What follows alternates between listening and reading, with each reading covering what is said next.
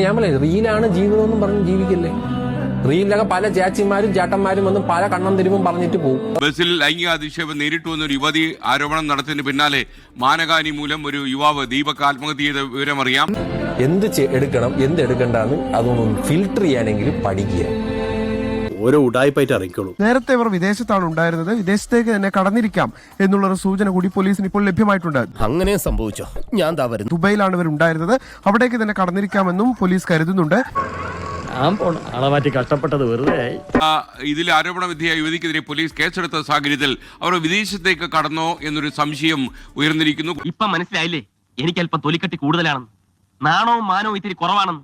അന്വേഷണ സംഘം ഇന്നലെ വടകരയിലെ വീട്ടിലെത്തി യുവതിയുടെ മൊഴി വിശദമായി രേഖപ്പെടുത്തിയിരുന്നു. അതിനു പിന്നാലെയാണ് പോലീസ് കേസെടുക്കുന്ന സാഹചര്യം ഉണ്ടായത്. ഇവന്റെ കാതിലിട്ടൊന്ന് പൊട്ടിക്കണം എനിക്കിപ്പോ തോന്നണത്. ഇതിനുശേഷം ഒരുപക്ഷെ അറസ്റ്റിലേക്ക് അടക്കം കടന്നേക്കുമെന്നുള്ള ആശങ്ക രൂപപ്പെട്ടതിന്റെ പശ്ചാത്തലത്തിൽ ഈ യുവതി ഇപ്പോൾ വിദേശത്തേക്ക് കടന്നിരിക്കുന്നു എന്നുള്ള സൂചനകൾ ആദ്യഘട്ടത്തിൽ പോലീസിന്റെ ഭാഗത്തുനിന്ന് കേവലം ഇതൊരു ആത്മഹത്യാ കേസാക്കി ഒതുക്കി തീർക്കുന്നതിന് വേണ്ടിയിട്ടുള്ള ശ്രമങ്ങൾ ഉണ്ടായിരുന്നു. ഇനി രക്ഷയില്ല. തിന്ന ബിരിയാണി പോലും ദഹിച്ചു പോയി. Please subscribe to my channel.